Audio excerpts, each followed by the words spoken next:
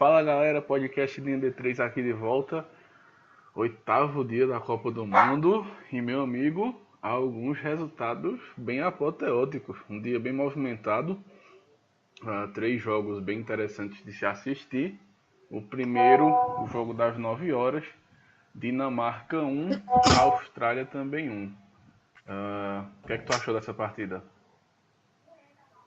Eu, mais uma vez, me decepcionei com a Dinamarca, só que mostrou, consolidou para todo mundo que a Dinamarca vai ser isso aí mesmo, que a gente viu nesses dois jogos. Não vai ser um time que vai querer propor o jogo, que vai ser um time bem conservador. Por quê? No primeiro jogo, ok, foi só o primeiro jogo, foi contra um Peru muito ofensivo. Vamos esperar o próximo jogo, né? Contra a Austrália, um time mais fraco. E aí, depois que fez um gol, voltou a se fechar, voltou a dar a bola para a Austrália, tanto que acabou tomando um empate. E mesmo com o empate, continuou atrás, continuou com pouca criação. Então, se com a Austrália a Dinamarca foi assim, no segundo jogo, é porque vai levar desse jeito mesmo o estilo de jogo.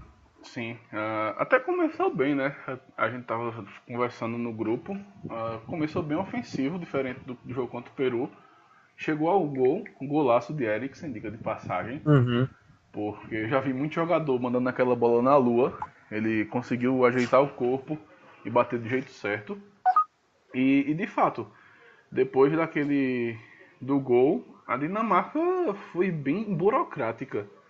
Voltou a se fechar, deixou a bola com o Peru e o jogo ficou bem meiota. Com o Peru não, com a Austrália. E o jogo ficou bem meiota. Exatamente. Porque a Dinamarca, a gente esperava muito dela porque ela tem um time bom, vamos dizer assim. Tem um bom time.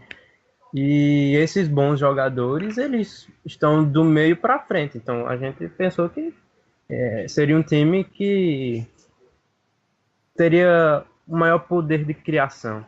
Sim, Mas não foi bem isso que o técnico decidiu mostrar para a gente que tinha essa expectativa. O técnico muito conservador, né, nas substituições, no jeito de organizar a equipe, porque, eu repito, foi contra a Austrália esse jogo, né?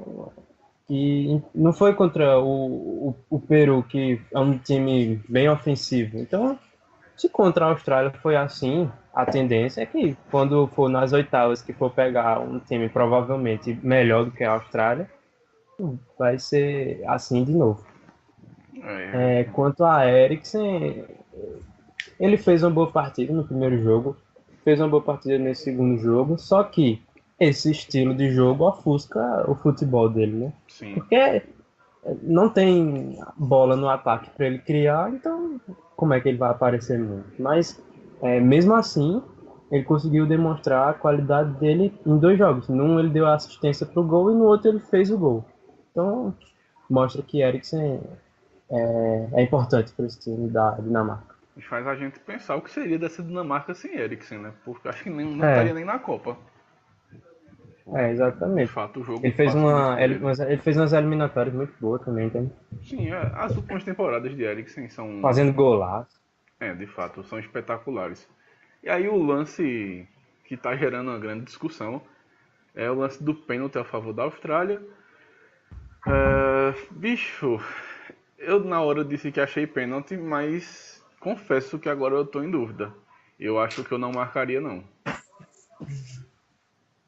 É difícil de analisar esse lance, porque não tem dúvida que bateu no braço, não tem dúvida alguma que ele reviu com o árbitro de vídeo, só que o que fica em discussão, que deixa em aberto se foi ou não pênalti, é que estava muito próximo da bola e foi muito forte a cabeçada.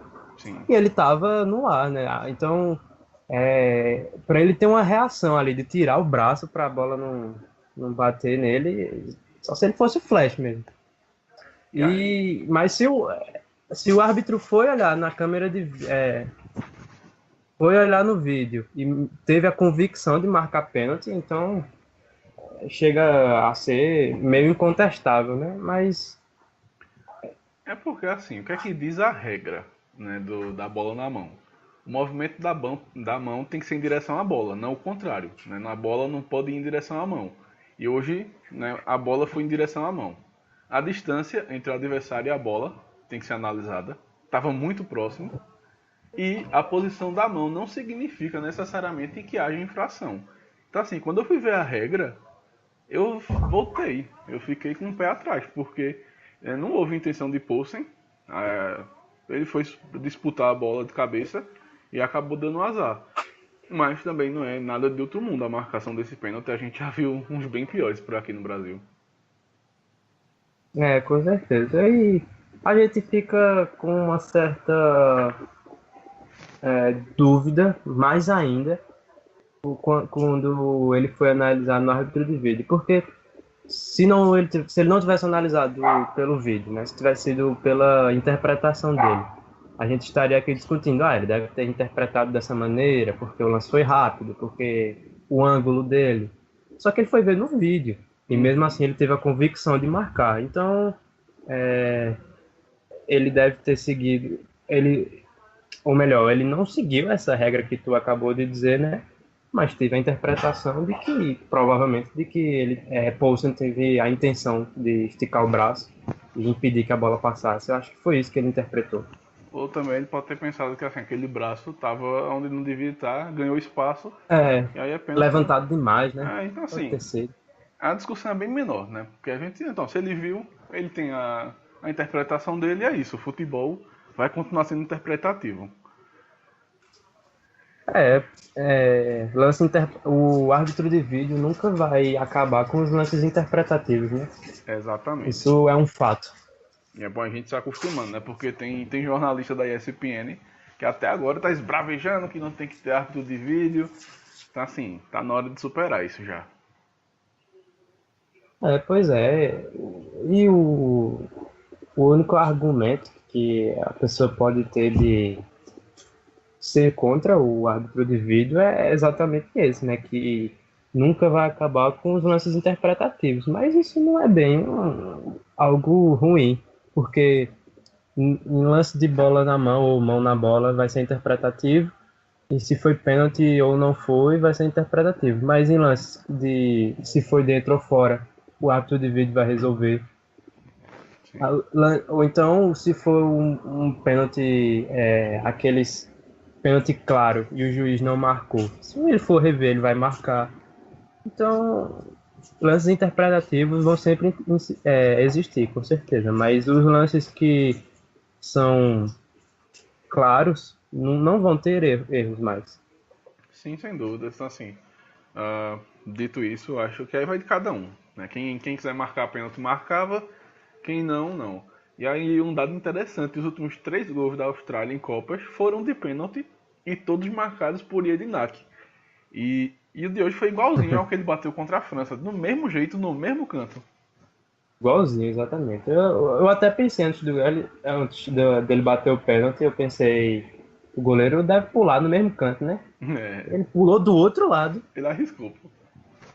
Ele deve ter pensado, agora ele muda, agora ele muda. Muda porra nenhuma. Foi do mesmo Pois é, jeitinho. E é mal batida, porque assim, se o bateu. goleiro acertar o canto, pega fácil. Porque ele não bateu com força. Foi. Ah, esse resultado deixou o grupo bem embolado, porque o empate não eliminou a Austrália e também não classificou a Dinamarca. E aí a gente vai para um cenário que é o cenário mais simples, que é o da Austrália se classificar. Ela tem que vencer o Peru e torcer para a Dinamarca perder para a França sem marcar gols. Com isso, ela supera a Dinamarca no saldo de gols. E aí tem um cenário bem interessante e que ele não é impossível de acontecer, que é o seguinte: a Austrália venceu o Peru por 1-0 e a Dinamarca perder para a França por 2-1. O que é que acontece? Vai ficar tudo igual, tudo. Pontuação, gols feitos, gols sofridos, o saldo. E aí qual seria o critério de desempate? O confronto direto, que foi empate. Então, assim, vai ser decidido nos cartões amarelos. Caramba, bicho, imagina se isso acontecer, velho. Vai pro cartão. Cá, o cabo passar numa fase de grupo de Copa do Mundo por causa de cartões amarelos, meu irmão. Exatamente. E se. Me... Aí vamos supor que foi igual. Aí vai pros cartões vermelhos. Se for igual, vai pro sorteio, meu amigo. Caramba, bicho, era pra ter, sei lá, combina com os times pra fazer uma cobrança de pênalti, sei lá. Então, assim, Imagina, eu tô torcendo por esse cenário, não vou mentir, não. tu acha mais fácil a Dinamarca ou a Austrália passar? Rapaz, eu acho que é mais fácil a Austrália passar. Eu espero que a Austrália passe pelo futebol pífio que a Dinamarca vem apresentando. Mas assim, a gente pensa, a Austrália vai pegar um Peru que não venceu. Mas acho que assim, o Peru tem aquele negócio de dar honra, né? Então assim, vai querer É, vencer. exatamente. Não vai ser um jogo fácil. Mas acho que apesar de tudo isso, sei lá, acho que dá Austrália. Quem tá em segundo agora é a Dinamarca, né? Dinamarca. O grupo tá assim, França classificada já com 6, Dinamarca em segundo com 4, Austrália Com 1, 4, né? Peru Sim. 0. A diferença são 3 pontos. É, aí digamos que a Austrália vença do Peru e a Dinamarca perca. Aí vai pro saldo de gols, tem que fazer quantos gols de diferença a Austrália para passar? Tem que tirar 2. Mas aí, tipo, se ela vencer por 1-0 e a Dinamarca perder de 1-0, ela já passa. É. Então, é porque a Dinamarca pega a França. Provavelmente a França vai querer ganhar para terminar em primeiro. Sim. A França. E aí, para a Dinamarca segurar a França, eu acho difícil, sinceramente. Eu apostaria esse jogo com a vitória da França. Só que eu acho que vai depender bastante mais da Austrália do que de um resultado da Dinamarca. Pois é. Mas é porque, tipo, é muito difícil dizer alguma Tá, coisa. tá bem embolado esse grupo. Porque a gente pode Não, e imaginar. o engraçado é que a Dinamarca deixou que isso acontecesse, tá ligado? Porque Sim, eles estavam amando o empate hoje. foi. Assim, uma burocracia de outro mundo, pô.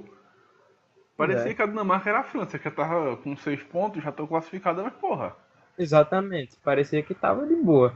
E aí pode acabar sendo eliminada e pode ter certeza que vai pesar muito na consciência não ter jogado mais bola nesse jogo. Demais, pô, demais. Se quando fez 1-0, poderia ter continuado no ímpeto, que faria 2-3 Ah, tranquilo. Mas aí pois é. passou a tocar a bola, a segurar, deixar a bola com a Austrália. Foi castigado. Pois é. E até poderia ter perdido o jogo. A Austrália melhorou depois do empate, Sim. mas faltou um pouquinho mais de qualidade. O último passe, a finalização, faltou Exatamente. técnica para ele. Mas um resultado que, sei lá, estava dentro do esperado. A gente até previa que a Austrália. A gente disse ontem que a Austrália também não ia se expor demais porque o empate era interessante. Então, Uhum. de fato, um empate deixa essa segunda vaga em aberto e vamos esperar, né? Porque vai ser interessante. Vai ser demais. A gente vai ver provavelmente um Peru do jeito que tu disse, vai jogar querendo ganhar também, não vai entrar como pato morto, não vai entrar entregando. Duvido muito isso. Até por causa do número de torcedores do Peru que estão lá na Rússia. Inclusive, Eles para não mim, é a iriam. melhor torcida da Copa até agora. Eu também acho.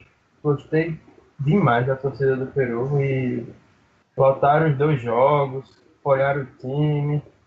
Eu gostei tanto do time do Peru quanto da torcida. O Peru fez bonito nessa Copa e achei bem justo não ter. Sim. E aí, Não está pelo menos brigando, né? Na terceira sim, rodada. Já foi eliminado na segunda. merecia, merecia. E aí agora já que a gente já Isso. começou a falar do Peru, já pega o gancho para o jogo das 12 horas. França 1, Peru 0.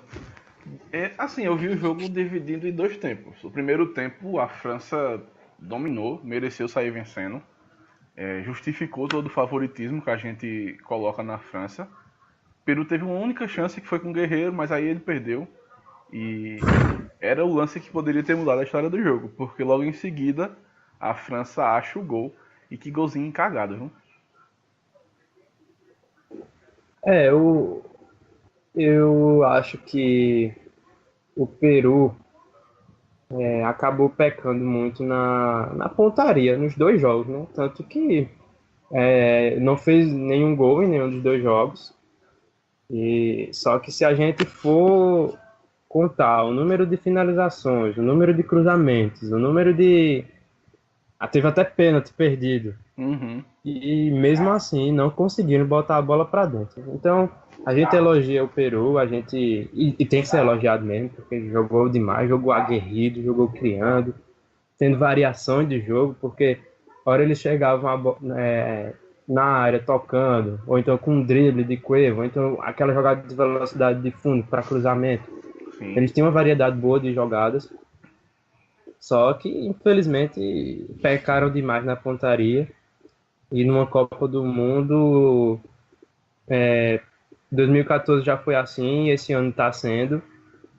Jogar bonito não é necessário para passar numa fase de grupo. Porque é uma competição muito curta, né? Exatamente. É que nem eu tinha dito, a fase de grupos da Copa do Mundo é traiçoeira, porque são três jogos só, não são seis e de volta, são três jogos só. Então você tem que ser objetivo mesmo. Claro que você não precisa jogar feito uma Dinamarca, que tá Tá osso. praticamente muito acomodada, mas você tem que ser aquele. Você tem que ter na cabeça que a única oportunidade que você tiver no jogo, você tem que botar pra dentro. Senão você vai pagar por isso. E aí foi o que faltou pro Peru. Quanto à França, melhorou demais do primeiro jogo para esse. Acho que não tem discussão. Claro que não foi brilhante, né? Não foi uma Holanda de Johan Cruyff, mas já deu uma melhorada. Deschamps mexeu no time. Não foi uma mexida tipo a de São Paulo, sem sentido, mas foi uma mexida considerável e que deu até certo resultado. E vamos ver como é que a França vai se sair daqui para frente. Se vai continuar melhorando ou se vai continuar mais nessa pegada mesmo do jogo de hoje. Mas assim, o primeiro tempo de fato, eu acho que é incontestável. Eu acho que foi uma grande exibição francesa. E aí no segundo, tirou o pé do acelerador. É, pois é. Foi bem mais burocrático, mas também a gente entende, não tem pra que se expor tanto. E Isso. aí, eu tava vendo no Twitter a reação do povo. E eu vi uma frase que eu fiquei pensando. Guerreiro, hoje, ele pode ser considerado vilão? É, por quê? Como assim, vilão? Porque ele perde a chance de gol clara, né? Que assim, um atacante do porte dele, sendo o principal Uhum. jogador do Peru, tem uma chance cara a cara com o goleiro, chuta em cima de Lloris, perde. E logo em Sim, seguida, sim. o gol da França sai com ele perdendo a bola lá no campo de defesa. Então, assim, Assim, a o turma. vilão da partida, acho que seria muita passividade dizer que não foi ele o vilão dessa partida. Foi. Ele perde um gol claro, ele perde a bola na defesa, que dá a chance para a França contra-atacar. Então, sim, ele é o vilão da partida. Agora, o que não pode, obviamente, é dizer que ele é o vilão do Peru, porque se não fosse o gol de falta dele magistral nas eliminatórias, o Peru nem tinha que se classificado para a Sim. Copa do Mundo. Então, é, tem seus pesos e suas medidas, ele tem sua parcela de culpa, sim, não dá para dizer que não tem, mas é bola para frente. Eu tenho certeza que o torcedor do Peru, do jeito que é apaixonado, não vai desconsiderar tudo que Guerreiro fez pela seleção e nem tirar ele de um patamar de ídolo, porque ele é um ídolo pro torcedor peruano. Então, Sem dúvida. bola para frente. Mas é bem curioso, porque assim, a gente esperava muito de Cueva e de Guerreiro. E os dois foram destaques Uhum. negativos. Né? Pois é, Cueva perdeu o perde o pênalti e pênalti perdeu no o gol. primeiro jogo. E Guerreiro hoje perde o gol e perde a bola que dá origem ao gol da França. Então, acho que Uhum. isso explica a eliminação precoce e injusta do Peru. Né? Quando seus principais Uhum. jogadores não rendem, ou quando tem a chance de render, perdem chances claras. fica difícil. Agora a gente tem que projetar quem passa em primeiro, né? E aí eu botei aqui na pauta, no roteiro, no duelo burocrático, quem vai passar? França ou Dinamarca. E aí eu explico por que eu tô chamando a França de burocrática. Jogou 4 tempos na Copa do Mundo e só jogou bem mesmo um. Então assim, pra mim, ainda tá devendo. Mas aí na dividida, quem tu acha que passa? França ou Dinamarca em primeiro? França. Porra, Por quê? sem arrodeio. Sem arrodeio. Porque um jogo como esse, vamos pegar o que a gente viu nessas 2 rodadas e vamos colocar as características em França e Dinamarca. A gente vai ver, vai começar o jogo, a Dinamarca tem que vencer, né? Uhum. Teoricamente. Tem que vencer no mínimo um empate. Então o que é que vai acontecer? A gente vai ver uma Dinamarca pelo menos um pouco mais solta. Não muito, porque a gente já viu que ela é bem burocrática. Então pelo menos um pouco mais solta. Vai tentar ir para cima, a Eriksen vai participar mais do jogo, Poulsen, Jorgensen. E eu acho que nesse cenário não vai dar certo para a Dinamarca. Ela vai acabar tomando um gol no contra-ataque, vai acabar dando um vacilo, vai ficar muito aberta, coisa que a gente já viu que ela não está acostumada a ser. Porque no momento que ela se abriu para fazer, que fez o primeiro gol na Austrália, poucos minutos depois levou. Sim. Eu acho que quando ela levou o gol, que aí o técnico fez aí, realmente o lugar da gente é atrás mesmo. E aí se fechar. Então eu acho que é isso que vai acontecer e eu não consigo acreditar, não consigo ver de jeito nenhum a Dinamarca conseguindo vencer a França. A não ser que a França entre sem vontade nenhuma para jogar. Que dê a bola assim para a Dinamarca e deixe jogar mesmo. Porque a França tem bola para fazer um gol, tem bola para fazer 2 nesse time da Dinamarca. E quando a França fazer o primeiro gol, duvido que a Dinamarca vá atrás do resultado. Mas também pode acontecer o que aconteceu na primeira rodada, né? A Dinamarca ser massacrada, não tomar o gol e achar. A gente sabe, Achar o futebol é bem traiçoeiro. Mas aí eu queria lembrar, a gente falando de resultados e tal, a gente cantou a bola ontem. Pelo menos um dos 3 jogos vai acabar 1-0. Tá aí. Pois é. Foi Exatamente. 1-0. É o resultado mais óbvio dessa Copa. Aí, no momento, a França primeiro pegaria a Islândia e a Dinamarca enfrentaria a Croácia. Assim, a gente pode começar a projetar uma França e a Argentina. É bem provável isso acontecer.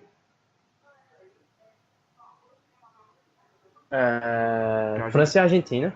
Porque a Argentina não passa mais em primeiro no grupo D. Se ela passa em segundo. E a França, a gente espera que passe em primeiro. Então, assim, se a Argentina passar, vai ser França e Argentina nas oitavas.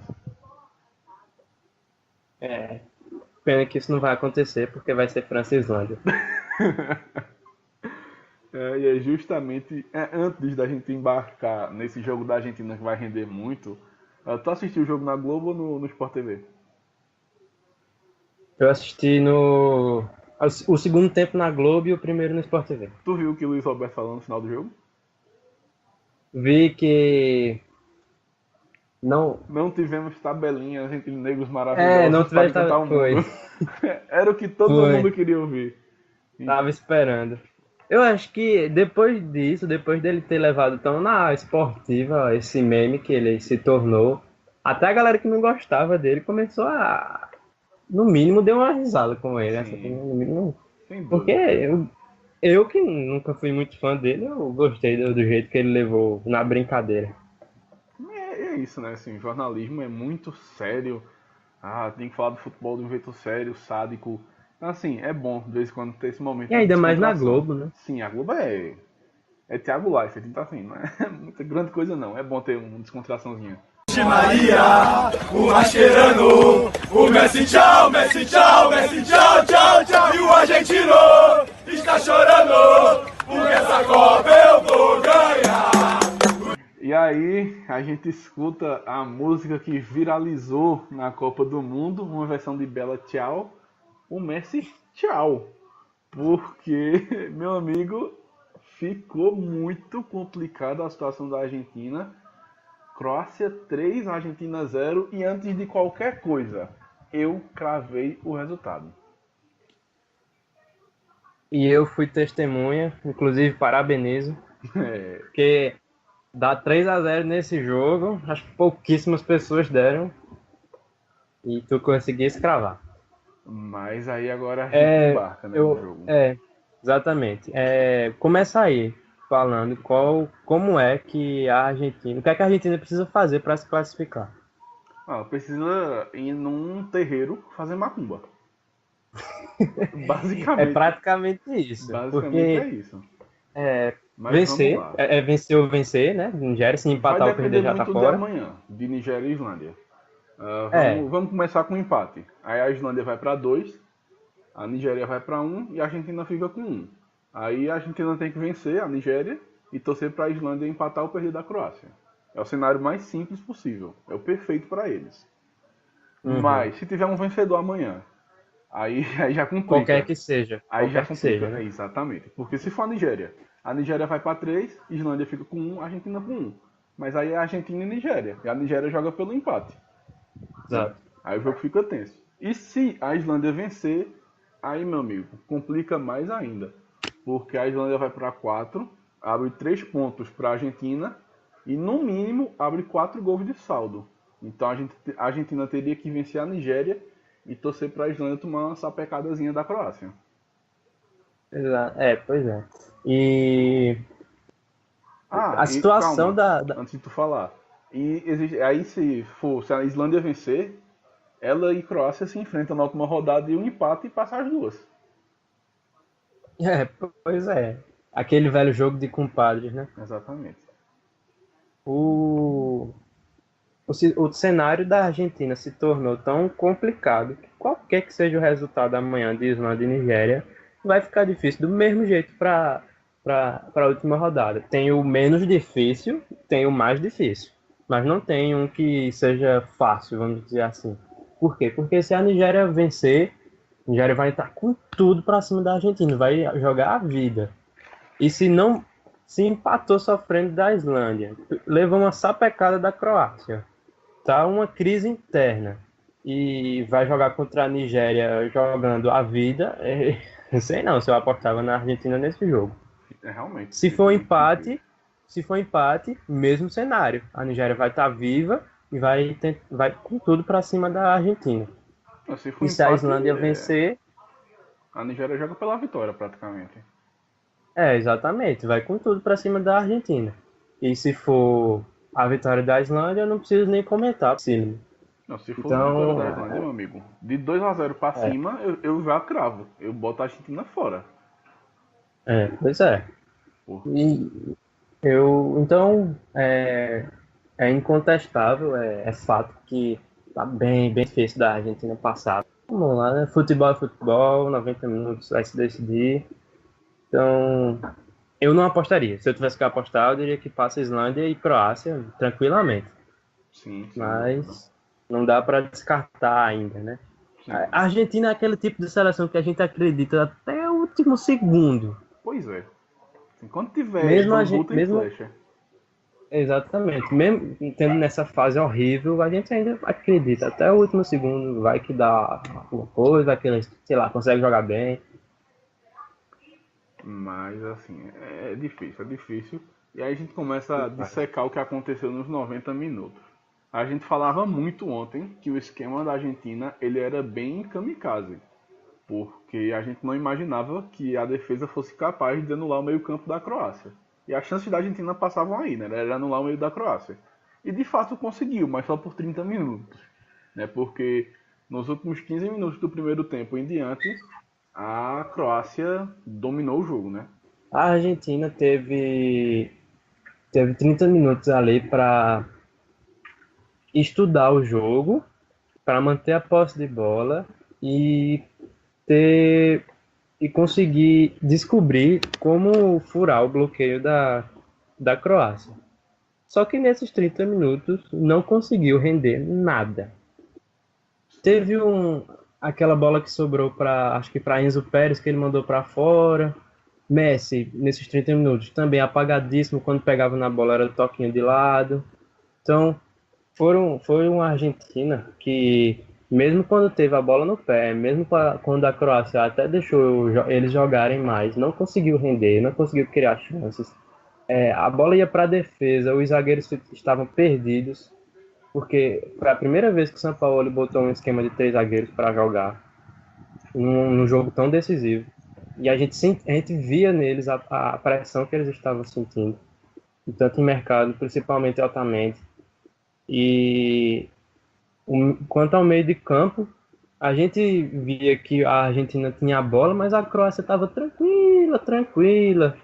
Não, não era aquele ferrolho estilo Irã, que era aquilo totalmente fechado, que os jogadores estavam aguerridos. Não, a Croácia simplesmente ficou na sua formaçãozinha, deixou eles tocarem a bola deles, e tranquilamente conseguiu se defender, assim como tranquilamente foi achando os gols, 1, 2, 3. Então foi um jogo que foi até tranquilo para a Croácia, o que é muito ruim para a Argentina. Sim.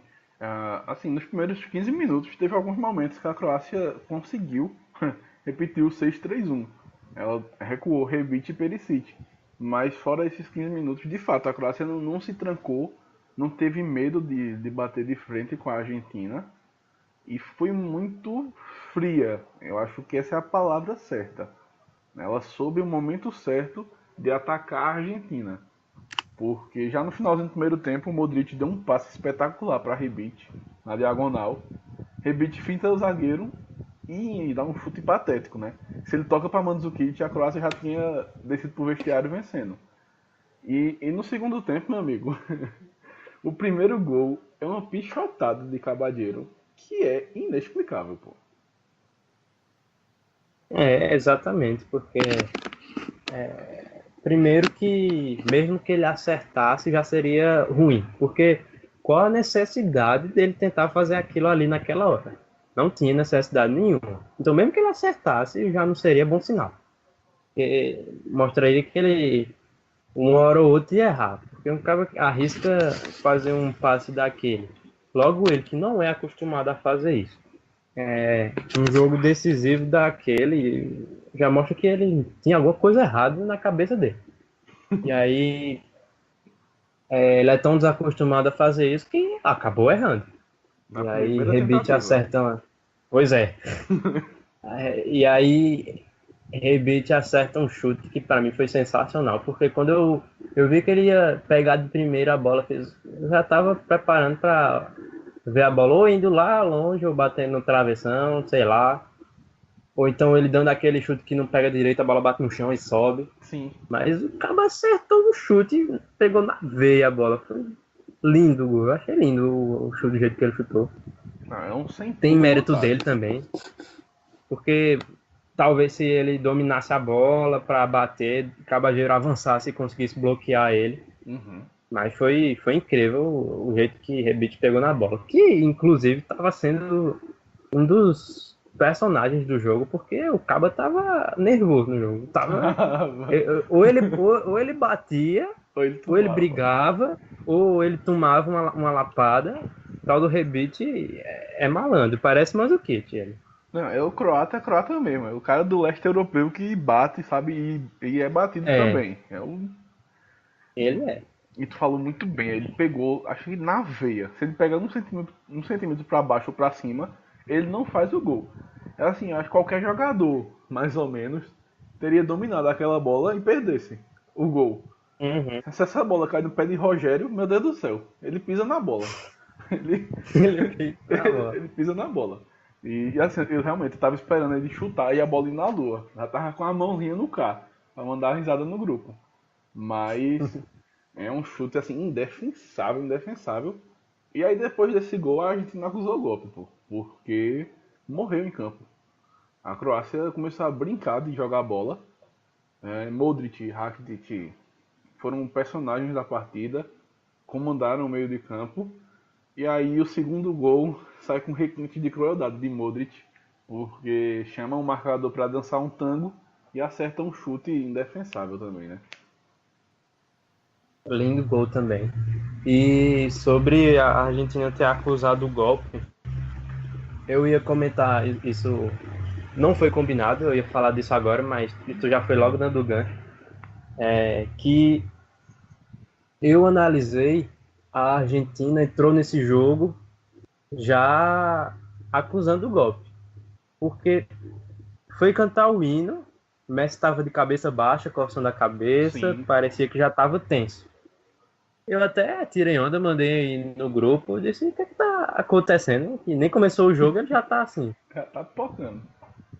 Exatamente. E aí começou o jogo, a gente ia passando, cada minuto que passava, cada flash que dava na cara de Sampaoli, ele tava mais nervoso. Ou ele tava ruim da unha, ou ele tava com os olhos vidrados no jogo, assim, meio nervoso, ou ele tava andando para um lado para o outro, aí ele tirou o terno, tirou o paletó. Cada hora que passava, ele estava mais nervoso, mais nervoso, mais nervoso.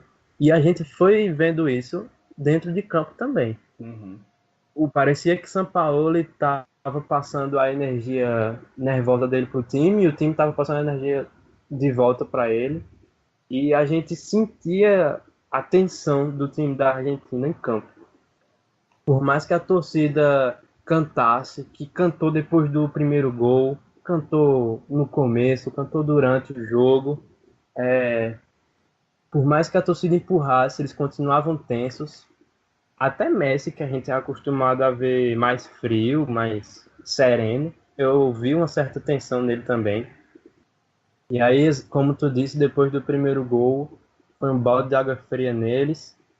No começo eles ficaram encolhidos, meio apáticos, e foi nesse momento que a Croácia foi lá e acabou fazendo o segundo. Sim. E aí, depois do segundo, o belíssimo gol de Modric, esse sentimento mais de encolhimento, mais de ficar mais retraído, se tornou no nervosismo. Eles ficaram mais violentos, eles começaram a bater no jogador da Croácia, ficaram mais nervosos mesmo, é a palavra, ficaram mais nervosos mesmo.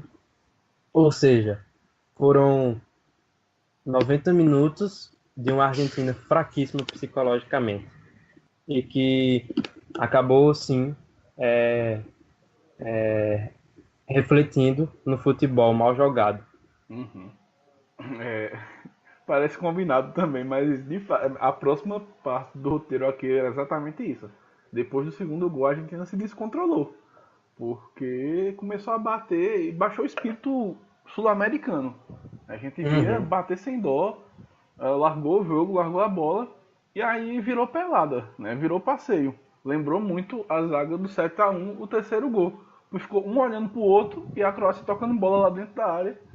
E um terceiro gol bem que nem Cleber Machado narrou direito. Nem ele entendeu. Porque foi patético. Então assim, a gente já esperava uma Argentina muito caótica na Copa. Porque chegou assim, não tinha cara, o time não tinha cara, não tinha personalidade. Sampaoli claramente estava perdido. E depois de 2 jogos, todas essas impressões que a gente tinha e que a gente cansou de falar aqui no podcast, elas se confirmam. Dentro de campo é uma seleção que dá dó de ver jogar. E a pergunta que a gente tem que fazer é a seguinte: cadê Messi? Porque, ok, a gente sabe que ele não tem um perfil de liderança, a gente já cansou de falar isso. Ele não vai sair esbravejando. Mas ele também não apareceu no jogo hoje. Ele pelo menos pegar na bola. Tava vendo aqui, ele teve apenas 20 participações na partida. É a segunda menor dele na Argentina, só perde para a final de 2014. Então assim, será que ele sentiu a pressão daquele pênalti perdido? Eu falei agora há pouco da questão de ter sentido ele tenso, como pouquíssimas vezes eu vi. E sim, eu acho que ele, ao passar do jogo, foi ficando cada vez mais tenso, mais nervoso, sim. E exatamente o que tu disse, ele hoje me decepcionou. Por quê? Ok, Sampaoli pode ter armado, ou melhor, não ter armado, né? Porque um time que fizesse Messi aparecer mais? Pode ter armado ele numa posição errada? Pode, porque a gente viu claramente que São Paulo está perdido com esse time. Mas o seu time está precisando do resultado. Ele é o principal jogador. Seu time leva um gol, seu time leva 2 gols. E mesmo assim ele continuar sumido, meu amigo, ele podia... não importa qual a posição que São Paulo tenha colocado ele. Ele devia ter ido atrás da bola. Entendeu? Pera aí, aquilo que o jogador faz, se desloca, vai até o jogador, deixa aí. Deixa que agora eu armo. E ele fez isso diversas vezes nas eliminatórias. Fez isso muitas vezes. Ele rodava o jogo, ele estava na esquerda, na direita, no meio. Ele sempre ia buscar o jogo. E nessa partida ele não buscou o jogo, em momento nenhum. Então, por isso, pelo fato de eu já ter visto outras vezes ele fazendo isso, e nesse jogo não, ele ter realmente se escondido do jogo, vamos dizer assim, sim, eu acho que ele sentiu a pressão do pênalti batido. Acho que nem só a pressão no pênalti, né? De todo o histórico dele com a camisa da Argentina. Eu acho que aquele pênalti tirou toda a confiança dele para a Copa, né? Porque ele não entrou pressionado, né? De que é o cara que tem que resolver, de toda a comparação histórica com Maradona. Que assim, pra mim ele é mais jogador que Maradona, isso já é fato, mas na Argentina tá abaixo. Indiscutível, tá abaixo. E vai continuar abaixo. E aí ele perde o pênalti e perde a confiança. E é inevitável a gente comparar ele agora com o Cristiano Ronaldo. Porque o que é que o Cristiano faz em Portugal? Ele sabe que ele é o principal jogador. Ele tá lá sempre na área. Mas quando ele sente que o jogo tá difícil, a gente vê inúmeras vezes o Cristiano vindo na defesa, pegar a bola, ter calma, distribuir passe. Então assim, tem um pouco dessa percepção de jogador que também passa pela confiança. Em que Messi perdeu, pô. É triste. Porque a gente que gosta do futebol quer ver o craque, jogando sempre em alto nível. E, sinceramente, eu acho que é iminente a aposentadoria de Messi da seleção. Ele tá com 33 anos agora, 32? 31. 31. A próxima Copa ele estaria com 35. Convenhamos que estaria apto para jogar uma próxima Copa ainda. A idade ele tem, mas é porque acho que ele já não tá mais com vontade, pô. Acho que ele... Não tem clima, não tem clima. Tem, exatamente. Porque ele foi o principal jogador já em 2010, deu errado. Foi o principal jogador em 2014, deu errado. Foi o principal jogador na Copa América, deu errado. Aí agora está sendo o principal jogador e parece que a Argentina vai cair na fase de grupos, depois dele ter perdido um pênalti. Então, mais uma vez, deu errado a participação dele na Argentina. Só recupera se a Argentina passar e ele fizer um restante de Copa brilhante. Mas está bem difícil disso acontecer. Então, infelizmente, eu também sinto essa iminência de uma aposentadoria de Messi da seleção argentina. E talvez isso faça até bem para ele. Exatamente. Para ele como pessoa. Porque a gente vê declarações da esposa dele falando sobre como ele fica mal mesmo, como ele fica para baixo quando ele perde, quando aconteceram essas coisas com a Argentina e ter recaído tanto a culpa sobre ele. Então, talvez, pessoalmente falando, não estou falando do Messi jogador de futebol, o Messi que quer ser o maior da história, mas o Messi ser humano, talvez uma aposentadoria da seleção argentina seja melhor para ele, sim, pessoalmente, emocionalmente. Para a gente torcedor, para a gente amante de futebol, péssimo, horrível. A gente vai ver a próxima Copa já sem Messi, que ele poderia jogar pela idade. Talvez na próxima Copa América já sem Messi, seria ruim.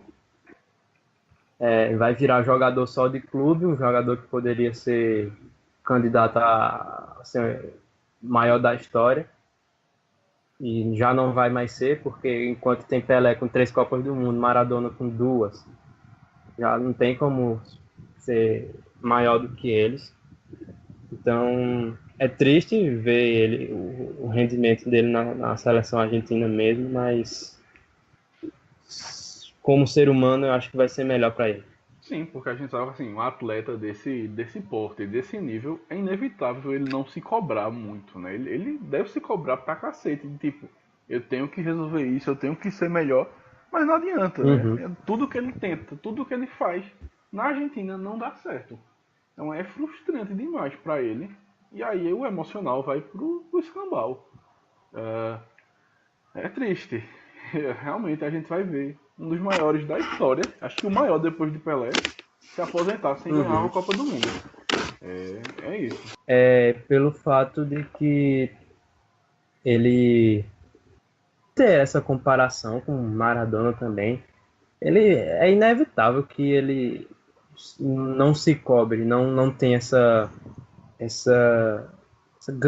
ganância não, essa vontade mesmo, não sei a palavra certa, mas Esse de querer tesão. ter esse título, de ter esse título mundial para acabar com essa comparação, para acabar com essa eterna comparação entre ele e Maradona. Porque se ele ganha um título mundial pela Argentina, até acho que até a galera que é pró-Maradona vai começar a idolatrar muito ele. Pois é. Mas infelizmente não deu certo, não deu liga ele, a seleção argentina. Ele tentou bastante, tentou muito, não dá para negar que ele não tentou, porque se ele não tivesse tentado, ele não teria nem pegado a bola para bater o pênalti. Então ele tentou, ele fez o que pôde, ele levou a Argentina para essa Copa, naquele último jogo das eliminatórias, mas na hora H parece que trava, parece que não sei Não o que é que vai. acontece. Não vai, Não vai. exatamente, não Realmente funciona. é coisa que só é do futebol. É tipo, aquelas coisas do É, futebol que vão ficar pra história. Daqui a 30, 40 anos a gente vai falar de Messi e ficar, porra, ele foi espetacular, mas na Argentina não ia. Não tem explicação.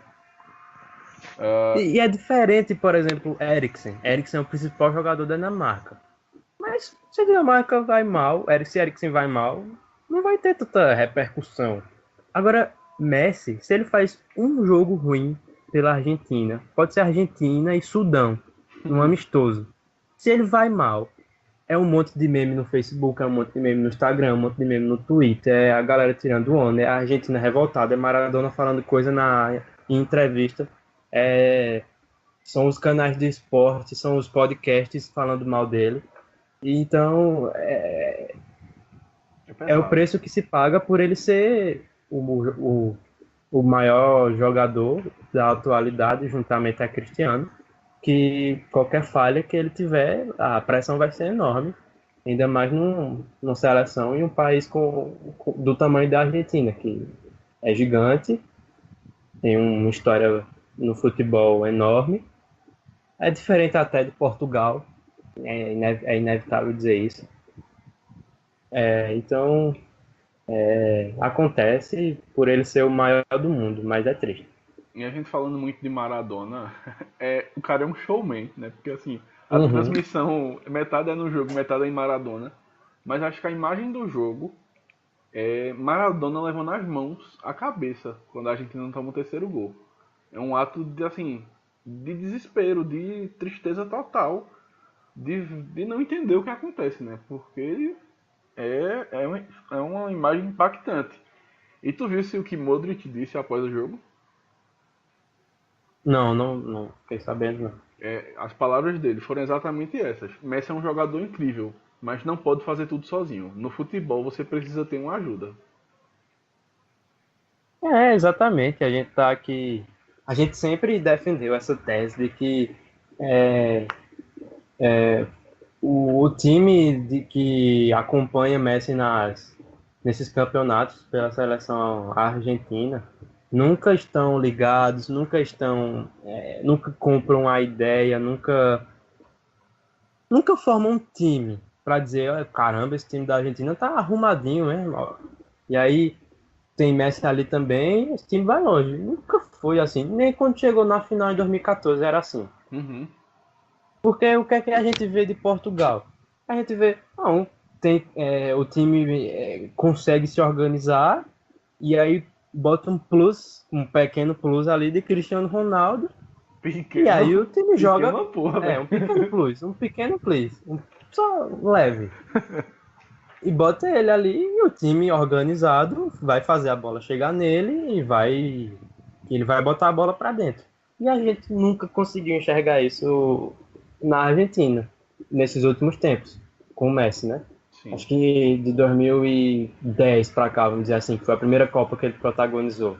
De 2010 para cá, 8 anos já se passaram e nada da gente ver uma Argentina que a gente esperava ver com essa geração brilhante de jogadores, que a gente tem que lembrar isso. A Argentina tem uma geração brilhante de jogadores na mão e não tem um mísero técnico que faça um time funcionar. Já passou Tata Martino, Maradona, Bausa, Sampaoli agora. E nenhum deles está funcionando. Já passou. Quem era que estava comandando em 2014? Sabella.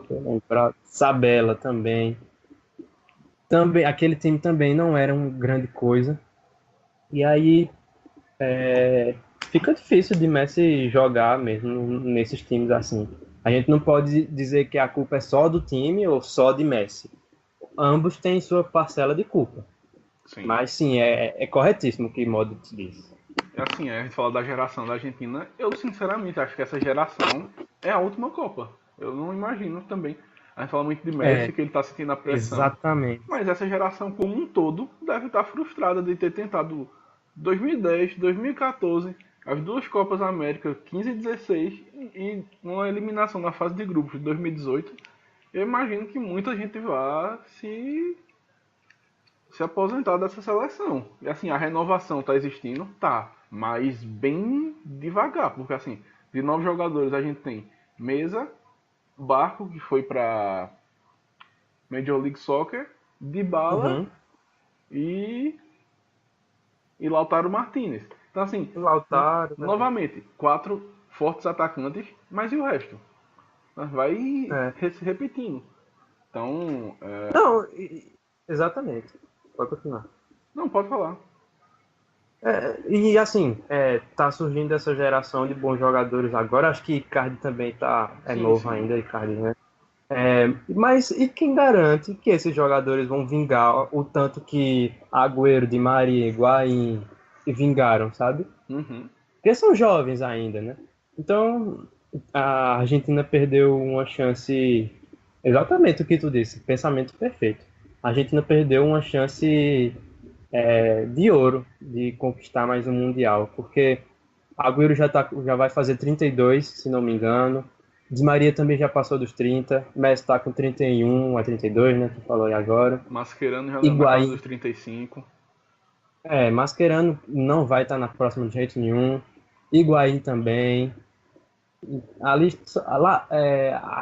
geração de 2014 já ficou bons jogadores para lá. Sim. Por exemplo, Lavezzi já nem era convocado mais. Então, eu não acho que Enzo Pérez também já está numa idade mais avançada. Ou é ele ou é Salvio, agora eu esqueci. Sim, sim. Então,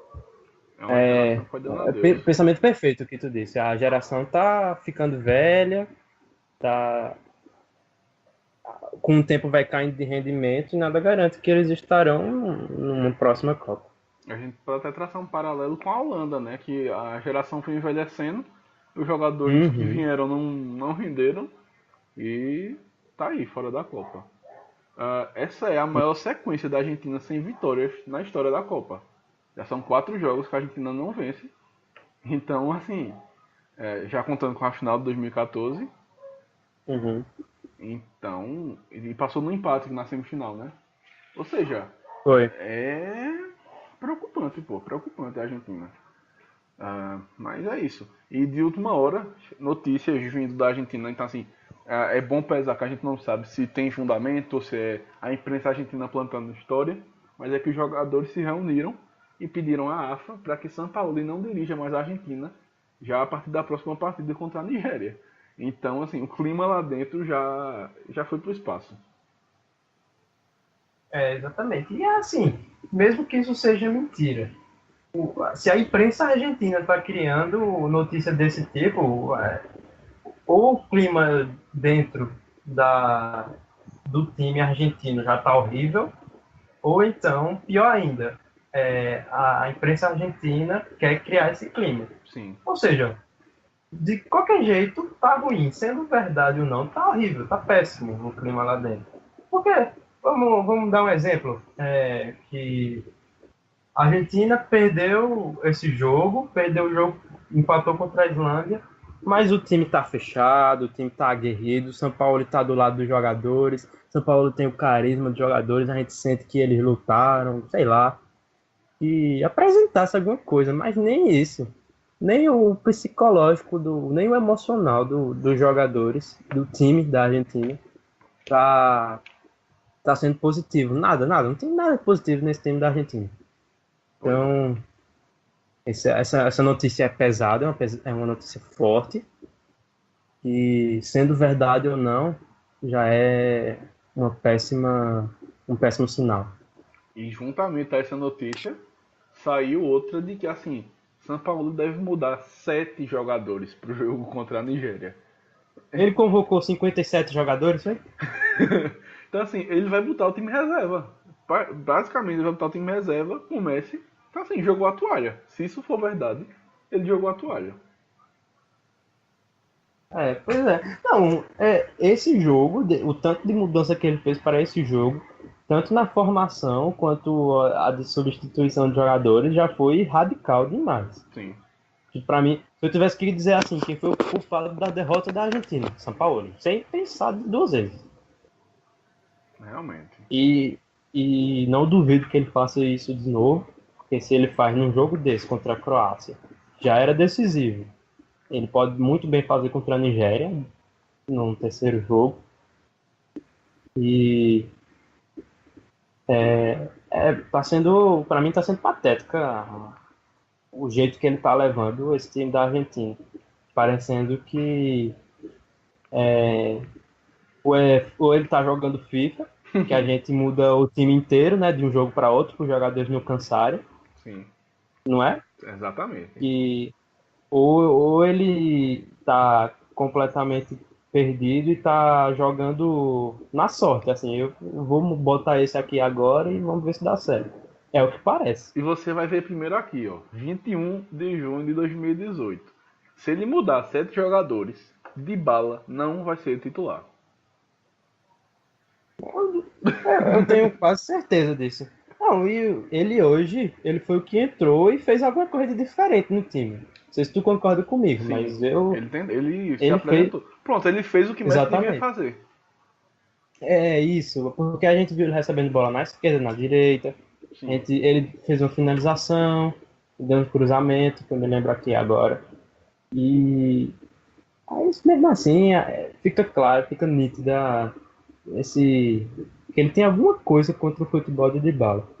E, sinceramente, mesmo que ele escale Dybala, que eu acho bem provável, mesmo que ele escale, na situação que a Argentina se encontra agora, tá difícil. Se Messi não tá resolvendo, acho que Dybala também não vai conseguir resolver, né? Acho que ele vai olhar pra Dybala e dizer, olha, tu vai ser titular, fica lá na zaga. Vai ser tipo isso. Ajuda lá. Ele colocou 3 zagueiros pra jogar. 3 zagueiros. Ele botou um zagueiro. Um zagueiro e 2 laterais improvisados. Pois é. É isso que eu tava pensando. Por que ele vai inventar na próxima rodada se ele for mudar de novo? É o que vai acontecer. Bota só 2 Não, laterais. E os 3 zagueiros, pô, foram péssimos. Não tô nem falando individualmente, mas a escolha de São Paulo de ter colocado 3 zagueiros, pô, foi péssima. Porque sempre que a Croácia invertia a bola de um lado pro outro, eu achava o jogador livre. Sim. Por quê? Mal treinado. Porque se fosse bem treinado, o ala tava lá marcando esse cara que tava livre na ponta. Mas não, o Sálvio tava no meio de campo, o Sálvio tava no ataque. O ponto esquerda, se eu não me engano, era Cunha. Ele tava perdido no jogo também. Por quê? Mal treinado. Foi a primeira vez que jogou com 3 zagueiros. Sofreu. O São Paulo não é um jumento, ele sabia que ia sofrer, mas ele quis correr o risco. Então, a culpa recai sobre ele. E isso corrobora com a notícia de que os jogadores não aguentam mais. Porque quem tá lá dentro percebe que ele tá perdido, que ele não sabe o que fazer, de que tá inventando coisa em cima da hora. Então assim, isso Uhum. deixa o jogador puto da vida. É porque atrapalha no rendimento deles. Uhum. Eu acho. Otamendi hoje, pra mim, foi irreconhecível. Demais, O, pô. o, que eu, o que eu acompanhei o ano inteiro, todos os jogos do Manchester City, eu assisti todos os jogos do Manchester City na Premier League. O que ele jogou pelo Manchester City e o que ele apresentou hoje foi um futebol medíocre, eu não reconheci. E parte da culpa desse mau rendimento, também de mercado italiano, é de São Paulo, por essa invenção dele de última hora, de mudar totalmente o esquema e colocar o Otamendi ali no meio de dois laterais improvisados para comandar a defesa. Sim. Realmente. A gente fica coçando a cabeça tentando entender o que é que se passa dentro da cachola de São Paulo. Pois é. Mas enfim, é isso. Vamos esperar. Mas a Argentina já com um pé e meio no avião. Inclusive, a Argentina chegou na Rússia no avião do Rolling Stones. Então assim, Mick É. Jagger, aquele abraço. Já, alguns dirão que foi Mick Jagger que zicou a Argentina. Eu não vou reclamar não. Já gostava do Rolling Stones, agora tô gostando mais ainda. Mas é isso. Agora a gente parte para os jogos da manhã. E logo às 9 da manhã, meu amigo, o coração tá nervoso, porque Brasil e Costa Rica, a passagem à escalação desde já. Alisson, Fagner, Danilo machucou-se, não vai jogar, essa de lateral direita tá zicada. Miranda, Thiago Silva, capitão e Marcelo, Casemiro, Paulinho e Coutinho, Neymar, Jesus e William. O que é que tu achasse? Assim, se não fosse a contusão de Danilo, ele Mesma repetiria o coisa, time sim. contra a Suíça, correto? Sim. Pronto. A escalação, para mim, é boa. Eu gostei. Eu gostei da escalação da Suíça e iria gostar também dessa escalação contra a Costa Rica, porque eu acho que ainda não é o momento para mudar o time assim. Porque, assim, ó, na minha concepção, né, que é mais pessoal. Eu acho que se ele mudasse agora, ia talvez vamos dizer, passar uma certa insegurança para o torcedor ou para os jogadores de que ele tá meio inseguro na escalação mesmo. Uhum. Mas ele pode repetir contra a Costa Rica, que é um time mais fraco do que a Suíça. E aí, caso haja uma repetição de má apresentação, como Gabriel Jesus, digamos que ele jogue mal de novo na Costa Rica, já muda contra a Sérvia, pô. Já Sim. entra com Firmino, ou já entra com, sei lá, Renato Augusto no lugar de Paulinho. Certas mudanças, né? Caso Uhum. não rendam. Eu acho que já seria meio injusto, já por não ter jogado bem no primeiro jogo, já mudar no segundo. Só que teve a mudança de Fagner, né? Por Sim. Danilo, que não foi a opção dele, infelizmente Danilo se machucou. E aí eu queria saber como é que ele está lidando com isso agora, porque com certeza o estilo da equipe muda um pouco. Muda. Vamos convenhamos que Fagner tem um estilo de jogo diferente do de Danilo. Ele é muito E mais eu duvido. ofensivo. Exatamente. E eu duvido que Tite chegue nele e faça, jogue igual Danilo. Ele não é bem assim. Então, o time vai ter que ter uma certa adaptação pelo lado direito com Fagner. E eu espero muito que dê certo. Respondendo a tua pergunta, achei boa a escalação. Assim, já eu não mudaria nada, de fato. Até pelo Uhum. jogo que vai se apresentar. Costa Rica vai jogar fechada, mas não ataca tanto. Então, realmente, não Uhum. tem para que povoar o meio-campo demais. Deixa os dois volantes Isso. para dar segurança e Coutinho para fazer o quarteto com Neymar, Jesus e William. E de fato, eu acho que assim, eu vou me arrepender de ter falado isso, eu vou. Mas essa contusão veio na hora certa. Porque Fagner é mais ofensivo e a gente vai pegar um time defensivo. Então a gente vai precisar desse Uhum. apoio dos laterais. Não é só de Marcelo, porque se Marcelo estiver mal, vai precisar do lateral direito. Então, eu acho que nesse jogo especificamente, Fagner pode se dar bem. E de resto, concordo, acho que não tem pra que mudar. Se ele mudasse o time, ele estaria carimbando que ele tá indo pelo populismo. Né? Ele tá, Uhum. vamos na loucura, vamos dar um de São Paulo aqui agora. Não, Vamos dar isso, eu ia falar isso agora. não tem necessidade disso. Então, é essa escalação. Agora a gente começa a analisar a partida em si. Tu acha de verdade que vai ser um jogo fácil ou que vai ser truncado? Porque o Brasil entra pressionado. Tem que vencer. Qualquer resultado fora a vitória já começa a complicar. Eu acho que o jogo só fica mais tranquilo se o Brasil conseguir fazer um gol no primeiro tempo. Se for pro segundo tempo sem fazer nenhum gol, meu amigo, Eu botei o negócio vai a mesma complicar. coisa aqui na pauta. O segredo é descer pro intervalo vencendo. Isso. E de início eu acho que não. Eu prevejo assim, né, se eu tivesse que... Respondendo a tua pergunta, né? Uhum. Eu acho que de início o jogo vai ser parecido com o que foi contra a Suíça. Mais nervoso, mais truncado. Não vai ser o Brasil dominando já indo para cima da Costa Rica, não. Eu acho que não. Só para fechar sobre a escalação, tem outra coisa que eu queria falar é que minutos antes de sair a notícia de que Fagner seria titular, eu tinha visto algumas pessoas em grupo do WhatsApp e no Instagram eu vi também, dizendo que Marquinhos deveria ser o lateral direito para liberar Paulinho, para Paulinho ser mais ofensivo. E aí acontece exatamente o contrário, porque entra um lateral mais ofensivo e aí por isso Paulinho seja mais retraído, né? Isso provavelmente deve acontecer. É complicado, porque assim, eu ia falar que assim, até precisar de Paulinho. Porque vai ser uma Costa Rica que vai se defender com 9 jogadores. Então a gente vai precisar desse elemento surpresa. É uma boa questão.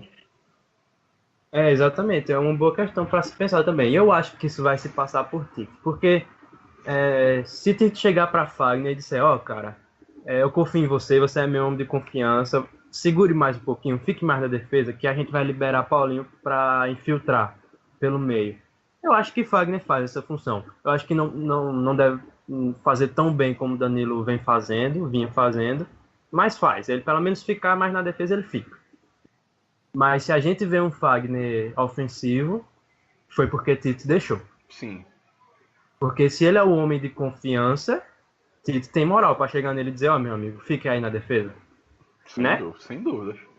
Então, vai ser interessante ver esse lado direito do Brasil amanhã. E voltando para... que era que a gente estava discutindo? Se tu acha que a partida vai ser fácil, né? Que aí eu sei Sim, que o teu segredo é o meu segredo também. acho que é o segredo de todo mundo, né? A gente compactua com isso, mas eu acho que de início vai ser truncado o jogo. Acho que vai ser truncado muito por função do selecionado brasileiro ele entrar muito pressionado na partida, né? Porque além da vitória, todo mundo está esperando uma grande exibição do Brasil. E é consenso que nessa Copa não teve nenhuma favorita tendo uma grande exibição, a excesso da Espanha contra Portugal. Então, vamos ver como essa seleção vai reagir, porque é um cenário novo, né, para Tite e para todos os jogadores. Pela primeira vez eles vão entrar numa partida extremamente pressionados, mas eu acho que se fizer o primeiro gol, a partida ela se abre, e aí é importante. Vencer por 3-0, 4, já traz toda a confiança pro time e pra torcida. Perfeito, porque todo mundo está esperando um futebol mais vistoso, todo mundo está esperando um futebol melhor de Neymar, futebol melhor de Gabriel Jesus. E eu tenho certeza que esses jogadores vão se cobrar nesse jogo. Eu tenho certeza que depois de um longo tempo de boa fase, eles pela primeira vez estão sentindo, caramba, eu tenho que melhorar porque a torcida também pega no pé. Tenho certeza, eu não duvido que eles estão pensando isso. Neymar já tinha vivido isso anteriormente a Tite. Então ele já está mais acostumado, mas pelo menos Gabriel Jesus, Felipe Coutinho, não tanto. Pois é. Então eles vão começar, eu tenho certeza que eles vão se empenhar mais nessa partida para dar uma resposta para o torcedor brasileiro. E creio que pode dar o palpite? Pode. 3-0 Brasil. Rapaz. Eu vou de 4-1 Brasil. Agora, o que tu falou é importantíssimo, né? Porque se a gente for seguir o que vem acontecendo na Copa, Sim. né? O Brasil não vai jogar bem, assim, né? Mas pode ser o ponto fora da curva e conseguir o que as outras seleções até agora não conseguiram, que é jogar bem. Um momento de virar a chave, né? De, assim, chegamos na Rússia e vamos jogar. E assim, eu tô muito curioso para ver Thiago Silva de capitão, né? Depois de 2014, numa partida tensa, ele vai ter que exercer liderança e não pode chorar, por favor. Não pode chorar, pois não é. Pode chorar. E é engraçado isso que a gente comentou agora, o peso desse jogo é que Brasil empatou com a Suíça 1-1, uma das favoritas empatou, mas beleza, foi mais uma das seleções favoritas que não conseguiu vencer, que não conseguiu jogar tão bem, mas se joga bem contra a Costa Rica e vence de um placar mais elástico, já volta aquilo de novo, já volta, eita, que esse Brasil vem com tudo, esse Brasil tá bom demais, tu vai ver. Sem dúvida, vai ser, aquele jogo contra a Suíça foi o acaso. Foi, e convenhamos que o Brasil vem de um ano só jogando bem, e esse jogo contra a Suíça foi ruim, né? Sim. Só que aí é amanhã que vai dizer, Sim. O jogo contra a Suíça foi só um jogo ruim, foi só uma exceção, ou realmente esse time está precisando de ajuste, está mal? É amanhã que a gente vai ter essa resposta. Porque muita gente esperava que esse jogo contra a Costa Rica fosse o jogo da classificação, né, de vencer e já passar. Mas não vai ser. Pode até ser, dependendo do outro resultado, né? Se o Brasil vencer e a Sérvia vencer, o Brasil está classificado. Mas, de fato, é um jogo bem tenso. E que assim, a gente tá muito... A Sérvia também joga amanhã? Joga amanhã. Oxi, caramba, de que horas? É o último jogo, 3 da tarde. Pronto. 5 horas da tarde, o Brasil tá nas oitavas de final. Cravou, hein? Você viu primeiro aqui. Cravei. E assim, a gente tá muito tenso. Acho que não é nem pelo jogo do Brasil contra a Suíça. É muito em função dos jogos da Copa, porque a gente já viu várias zebras. Então assim, já fica aquele pé atrás de que, opa, o México bateu essa a Copa Alemanha. Tem alguma coisa errada. Essa porra aqui pode dar errado. Então assim, mas acho que apesar de tudo isso que a gente pontuou, acredito numa vitória do Brasil. Já tô com a camisa, né? Tá gravando isso aqui beirando a meia-noite. Já tô com a camisa, vou virar a noite com a camisa para dar sorte. E aí a gente agora avança. Jogo agora sim, esse jogo do meio-dia, Nigéria e Islândia. O jogo que define a vida da Argentina. Exatamente. Devido decidir a vida da Argentina, a gente nem tem muito o que falar, porque a gente praticamente dissecou esse assunto agora há pouco. A gente tem mais o que falar sobre o jogo mesmo. Pois é. Que para mim vai ser interessantíssimo, por quê? Porque a Islândia vai pegar um time mais fraco. E aí, como é que essa Islândia se comporta contra um time mais fraco? Né? Porque botou para arrombar na Inglaterra, que era um time mais forte, contra a Argentina. Botou para arrombar contra a Argentina, que é um time mais forte. Então, a Islândia ficou conhecida sobre como o time que é a pedra no sapato dos times que são melhores. E aí vai pegar uma Nigéria que pela primeira apresentação contra a Croácia não vem muito, eu não vi um futebol bom e estou bem interessante para ver se a gente vai ver a Islândia mais ousada, mais procurando mais o jogo, ou se ela vai continuar do jeito dela, mesmo com a Nigéria sendo mais fraca, vai dar a bola para a Nigéria para matar o jogo num contra-ataque, numa bola parada, numa jogada eventual. Assim, acho que esse jogo passa por dois pontos fundamentais. O primeiro, ok, a Nigéria é mais fraco, mas ela precisa vencer. Então, assim, Uhum. em tese, pode não acontecer, mas em tese a Nigéria precisa sair para o jogo. E aí já entra no segundo ponto, que é um ponto que Arthur falou no grupo da gente ainda na primeira rodada. A Nigéria ela é muito desorganizada taticamente. Então, assim, se juntar isso, a Nigéria indo para cima, sem organização tática, é meio suicida contra a Islândia. Exatamente. É o time, um dos times mais organizados que eu vi na Copa contra o time mais organizado que eu vi na Copa. Então, por isso que vai ser bem interessante de ver esse jogo, não só pelo contexto que tem, pelo fato da Argentina, mas também pelo futebol dentro de campo, porque e se se a Islândia der a bola para a Nigéria, eu também vou ficar curioso para assistir, porque o principal setor da Nigéria é o ataque, né? Com Moses, com Musa. Mikel, que ele joga. Musa, Mikel joga bem avançado também Uhum. na equipe da Nigéria, é mais um meio atacante, não é um volantão. Tem Renato, que entra durante o jogo, e Galô. Então, quero ver se esse time vai conseguir, se esse ataque vai dar certo contra a possante defesa da Islândia. Palpite. Eu dou. Caramba. Pela. Eu vou pela decepção que a Nigéria foi no primeiro jogo e pela eficiência da Islândia em fazer aquele gol contra a Argentina. Eu vou de 1-0 para a Islândia. Sofrido. Eu não, eu vou no jogo mais suave para a Islândia. 2-0 Islândia. E aí, a cova da Argentina já tá praticamente pronta se isso acontecer. E aí a gente vai pro último jogo do dia, às 3 da tarde. Jogo que interessa muito ao Brasil, Sérvia e Suíça.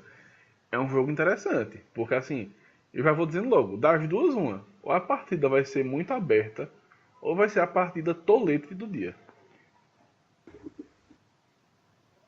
Sérvia e Suíça, né? Sim, As duas, não. Duas equipes que já são conhecidas por ter um futebol não muito vistoso, né? exatamente. Historicamente. A Suíça tem. A Sérvia é o time mais físico dessa Copa, porque qual é o jogador de habilidade que a Sérvia tem? Pra gente dizer, isso daí vai dar uma arrancada, vai passar pra cima, vai dar um drible. Acho que não tem. Acho que o mais que chega perto disso é Liait, né? E aí pode fazer isso até. Agora pronto, no meio de gigantes tem ele ali. É um time bem duro, é um time que chega ao ataque mais na base de toque de bola, porque não tem tanta velocidade. Já a Suíça tem a fama desse tipo de jogo, só que tem Shaqiri para desafogar, tem os volantes são um pouco mais leves, como Berame e Xhaka, eles fazem o jogo rodar mais do que a Sérvia, Uhum, mas vai ser bem interessante porque eu achei a Sérvia um time bem aguerrido no primeiro jogo. sim. E eles se animaram com a vitória e eu acho que, sinceramente, se eu tivesse que chutar, eu acho que quem vai tomar a iniciativa desse jogo vai ser a Sérvia. Acho que vai partir para cima para buscar a classificação. Acho que vai E ser bem isso. eu dou, eu dou 2-1 para a Sérvia esse jogo. Acho que é muito isso. A gente conhece historicamente o ferrolho suíço. Mas hoje eu vejo a Sérvia muito mais próxima desse ferrolho do que a própria Suíça. Então, por isso que eu acho que ou o jogo vai ser muito aberto, né, as duas equipes conseguindo superar a defesa do adversário, ou vai ser um jogo muito tolete, que pode ser 0-0. Mas Eu vou de 1-0 para a Sérvia. Tem que ter aquele 1-0. É que não falou, então Sérvia 1, Suíça 0. É um ótimo palpite, viu? Assim, a chance de acertar é alta. Pela Copa e pelas seleções. E amanhã, se sair gol em todos os jogos, a gente iguala o recorde histórico de 54, né, de mais tempo até acontecer o primeiro 0-0. Então, eu espero que as seleções cooperem com isso, principalmente Sérvia e Suíça. Principalmente. Mais alguma coisa a E espero acrescentar? Pode falar. Não, só isso mesmo. 5 horas da tarde a seleção brasileira está classificada para as oitavas de final. Espero que de fato isso aconteça para a gente ir mais suave para a última rodada. Então é isso. Lembrando novamente a quem está caindo de paraquedas e escutou até aqui, que o Linha de 3 está agora também no YouTube, além do Podomatic. Então assim, todos os programas da gente estarão no YouTube. No Podomatic estarão apenas os mais recentes, por conta de uma logística de capacidade de armazenamento do site. Muito obrigado a você que ouviu até aqui. Espero que amanhã a gente volte feliz, né? Falando de uma vitória do Brasil. Grande abraço e até a próxima. Meu